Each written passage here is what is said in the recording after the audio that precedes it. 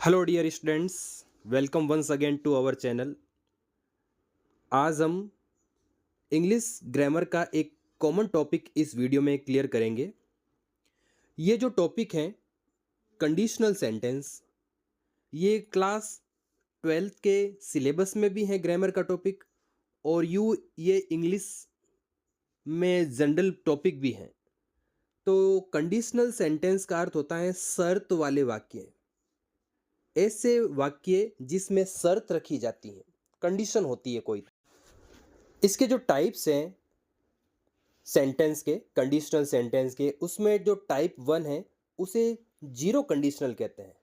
Zero conditional sentence क्या होते हैं, इसका हम फॉर्मूला भी देखेंगे, इसके एग्जाम्पल भी देखेंगे और इसका यूज कहाँ पर होता है ये भी समझेंगे। इसका फॉर्मूला रहेगा, ये कंडीशनल सेंटेंस है इसलिए इसकी स्टार्टिंग जो होती है वो इफ से होती है। इफ का मतलब अगर या यदि। इफ के साथ प्रेजेंट सिंपल टेंस और उसके जो नेक्स्ट सेंटेंस जो जुड़ा हुआ होगा वो भी प्रेजेंट सिंपल इसमें यूज होगा। इसको जीरो कंडीशन कहते हैं। जीरो कंडीशन में क्या होता है, ये जो कंडीशनल सेंटेंस है जीरो वाला, this shows general truth and fact, ये सामान्य सच और तथ्य दिखाता है। यानी ऐसे बातें जो फैक्ट हैं, सच सच हैं, यूनिवर्सल ट्रूथ है, हैबिचुअल एक्ट है, साइंटिफिक एंड मैथमेटिकल फैक्ट है, उसका यूज हम फर्स्ट कंडीशन में करेंगे। जैसे इसके एग्जांपल देखिए, if you heat water to 100 degree Celsius it boils. यदि आप पानी को 100 डिग्री तापमान पर गर्म करते हो तो ये उबलता है। तो ये एकदम फैक्ट है, साइंटिफिक फैक्ट है। तो इसमें दोनों ही तरफ इफ वाला जो क्लोज है और जो दूसरा जो क्लोज है, उस दोनों में प्रेजेंट सिंपल का यूज हुआ। यहाँ पर हीट वर्ब की फर्स्ट फॉर्म, यहाँ पर बॉइल्स वर्ब के साथ एस का यूज हुआ है। दोनों ही जगह प्रेजेंट सिंपल का यूज हुआ हो। अंडरस्टैंड। नेक्स्ट देखते हैं, if you heat ice it melts. अगर आप बर्फ को गर्म करते हो तो ये पिघलता है, फैक्ट है। इफ सी रीड्स, अगर वो पढ़ती हैं, सी लर्न्स, तो वो सीखेगी, यानी वो पढ़ेगी तो सीखेगी, एकदम फैक्ट की बात है। तो जहाँ पर फैक्ट है, ट्रुथ है, वहाँ पर दोनों ही क्लोज में प्रेजेंट सिंपल का यूज होता है। जैसा सब्जेक्ट वैसी वर्ब की फॉर्म आएगी। आपको पता ही है प्रेजेंट सिंपल में वर्ब की फर्स्ट फॉर्म का यूज करें प्लूरल सब्जेक्ट के साथ, और वर्ब के साथ एस या ईएस का यूज करें सिंगुलर सब्जेक्ट के साथ। अंडरस्टैंड। चलिए, इस फर्स्ट जीरो कंडीशन वाले सेंटेंस में अगर ब्लैंक वाले क्वेश्चन आ जाए, खाली जगहों वाले आ जाए, 12th के सिलेबस में क्वेश्चन पैटर्न में ब्लैंक वाले क्वेश्चन आते हैं। इफ इट ब्लैंक रेन, इसकी वर्ब है, the farmers go to field. अगर बरसात होती है तो किसान खेतों की तरफ जाते हैं, तो बिल्कुल फैक्ट है। तो यहाँ पर इट सिंगुलर है, तो रेन का क्या आ जाएगा आंसर, यहाँ पर रेन्स, प्रेजेंट सिंपल। तो इस तरह से आपको ये कंडीशनल सेंटेंस समझने को मिला। चलिए हम नेक्स्ट चलते हैं। टाइप 2 फर्स्ट कंडीशनल, वो जीरो कंडीशनल था, ये है फर्स्ट कंडीशनल। इसमें फॉर्मूला होगा इफ प्लस प्रेजेंट सिंपल और दूसरे क्लोज में, दूसरे वाक्य में फ्यूचर सिंपल मिलेगा आपको। ठीक है, ये यहाँ पर इफ के साथ प्रेजेंट सिंपल और दूसरे में फ्यूचर सिंपल होगा। और फ्यूचर सिंपल में क्या यूज होता है, विल और सेल। विल और सेल प्लस वर्ब की फर्स्ट फॉर्म, वर्ब की बेस फॉर्म का यूज किया जाता है, यानी फर्स्ट फॉर्म का यूज किया जाता है। देखो इसमें क्या बताया जाता है, it shows possible future situation. यह हमें भविष्य में जो सिचुएशन होती है, हालात होते हैं, स्थिति होती है, उसकी संभावना को बताता है। इस कंडीशन में यह बताया जाता है। तो यहाँ पर देखो किस तरह से इसका फॉर्मूला यूज हो रहा है फर्स्ट कंडीशन का टाइप 2 में। इफ यू स्टडी, यदि आप अध्ययन करते हो, you will pass the exam, आप एग्जाम पास कर लोगे। ओके, यहाँ पर इफ के साथ वर्ब की फर्स्ट फॉर्म आ रही है प्रेजेंट सिंपल, तो उसके नेक्स्ट सेंटेंस में यहाँ पर देखो विल प्लस वर्ब की फर्स्ट फॉर्म का यूज हुआ है फ्यूचर सिंपल। ओके, नेक्स्ट बढ़ते हैं आगे। देखो ये भी 2026 के पेपर में आया हुआ है, बोर्ड में, क्लास 12th में, कि if I to Delhi I shall meet my brother. अगर मैं दिल्ली जाता हूं तो मैं अपने भाई से मिलूंगा। ठीक है, तो आपको इस ब्लैंक वाले क्वेश्चन में कैसे सॉल्व करना है, अगर आपको ये फॉर्मूला आता है, ये फॉर्मूला आता है कि इफ वाले पार्ट में प्रेजेंट सिंपल है और नेक्स्ट में फ्यूचर सिंपल है। तो यहाँ पर देखिए फ्यूचर सिंपल का यूज़ तो हो रखा है, सेल और विल प्लस वर्ब की फर्स्ट फॉर्म हो रही है। तो यहाँ पर आपको या तो वर्ब की फर्स्ट फॉर्म का प्रयोग करें या वर्ब के साथ एस या ई एस का प्रयोग करें। तो यहाँ पर सब्जेक्ट पहचाने, सब्जेक्ट है यहाँ पर आपका आई, आई वी यू दे और एनी प्लूरल सब्जेक्ट हो तो वहां पर V1 का यूज किया जाता है। तो यहाँ पर गो आएगा। If I go to Delhi I shall meet my brother. इसी तरह से एक क्वेश्चन और देखिए ब्लैंक वाला, if he comes to me, यदि वो मेरे पास आता है, आई हिम, हेल्प इसकी वर्ब है। तो यहाँ पर आप कैसे पहचान लोगे कि इफ वाला जो क्लोज है पार्ट है उसमें यहाँ पर प्रेजेंट सिंपल का यूज हो रहा है, वो आपके साथ एस या एस जुड़ा हुआ है। तो यहाँ पर हम फ्यूचर सिंपल का यूज करेंगे। किसका यूज करेंगे? फ्यूचर सिंपल का।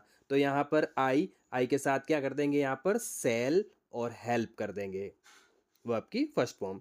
नेक्स्ट सेंटेंस देखिए, if they attend the meeting, यदि वे मीटिंग अटेंड करते हैं, they will start to work, तो वे काम करना शुरू कर देंगे। यहाँ पर देखो इफ वाले क्लोज में अटेंड वर्ब की फर्स्ट फॉर्म प्रेजेंट सिंपल, तो उसके नेक्स्ट पार्ट में फ्यूचर सिंपल का यूज हुआ। ये हुई हमारी कौन सी कंडीशन? First condition. पहले पढ़ी थी जीरो कंडीशन, अब ये है फर्स्ट कंडीशन। और नेक्स्ट हमारे अगले पार्ट में टाइप 3 पढ़ रहे हैं और टाइप 3 है हमारा सेकेंड कंडीशनल। ठीक है, इसका फॉर्मूला हो जाएगा इफ के साथ हम पास्ट सिंपल का यूज देखते हैं तो आगे आएगा उसमें वुड प्लस V1 का यूज। क्या आ जाएगा? Would plus V1। First condition में क्या था? इफ के साथ प्रेजेंट सिंपल और वहां पर विल सेल प्लस वर्ब की फर्स्ट फॉर्म फ्यूचर सिंपल था। लेकिन यहाँ पर जो सेकंड कंडीशनल सेंटेंस है उसमें इफ वाले पार्ट में तो पास्ट सिंपल होगा, उसके नेक्स्ट में आपको वुड प्लस V1 का यूज करना है। ठीक है, और पास्ट सिंपल आपको पता ही है वर्ब की सेकंड फॉर्म, और उसका अगर नेगेटिव और इंटरोगेटिव हो तो डिड प्लस V1 का यूज किया जाता है। तो बढ़ते हैं आगे। इट शोज हाइपोथेटिकल और अनलाइकली सिचुएशन, ये काल्पनिक असंभावित हालात को दिखाता है। और प्रेजेंट एंड फ्यूचर, ये वर्तमान में ऐसी सिचुएशन को दिखाता है जो काल्पनिक है, जो पूरी नहीं होती, बस जिसके बारे में हम कल्पना कर सकते हैं। जैसे एग्जांपल देखिए, if I were a bird, यदि मैं एक पक्षी होता, I would fly in the sky, तो मैं आकाश में उड़ता। तो यहाँ पर देखिए इफ के साथ जो वर आ रहा है ये बी की फॉर्म है। किसकी फॉर्म है? बी की। अगर यहाँ पर मान लो यहाँ पर खाली जगह हो और खाली जगह के बाद में बी लिखा हुआ हो, ठीक है, तो यहाँ पर खाली जगह में ब्लैंक में आप भर दोगे वॉज या वर का प्रयोग, तो यहाँ पर वर ही आएगा।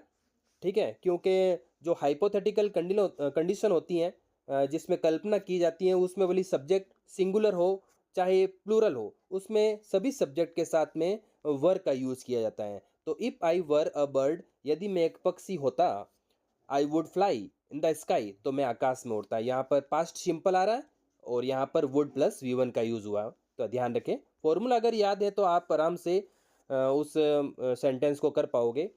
इफ सी रेन फास्ट, यदि वो तेज दौड़ती, सी वुड केस द बस, तो वो बस पकड़ पाती। तो यहाँ पर देखो पास्ट सिंपल वर्ब की सेकंड फॉर्म और उधर वुड प्लस V1 का यूज हो रहा है। इजी है।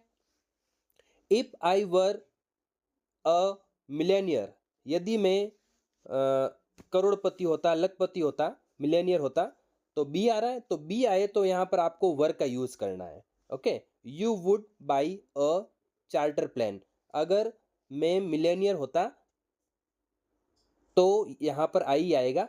आई would buy a charter plane, अगर मैं मिलेनियर होता तो मैं एक चार्टर प्लेन खरीद पाता, ना तो वो है ना खरीद पा रहा है। तो ये हाइपोथेटिकल है, काल्पनिक है। नेक्स्ट देखिए, इफ राजेश वर्क हार्ड, यदि राजेश कठिन मेहनत करता, हार्ड वर्क करता, यहाँ पर सेकंड फॉर्म आ गई पास्ट सिंपल, तो आप निश्चित रूप से यहाँ पर ब्लैंक में क्या भर दोगे? वुड प्लस वर्ब की फर्स्ट फॉर्म वुड गेट आ जाएगा यहाँ पर। ओके, तो इफ राजेश वर्कड हार्ड, अगर राजेश हार्ड वर्क करता तो he would get the prize, तो वो प्राइज प्राप्त करता।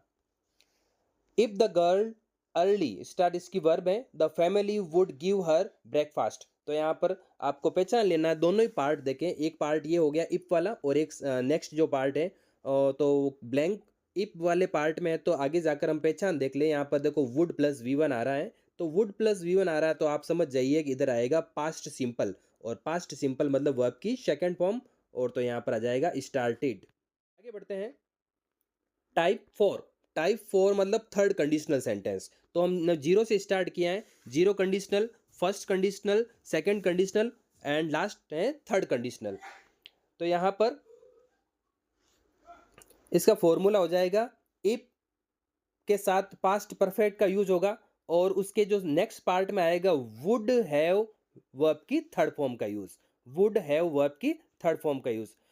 तीन चार चारों ही जो टाइप देखे हैं उसमें सब में फॉर्मूलाज डिफरेंट है, अलग अलग हैं, उनका यूज भी अलग अलग है।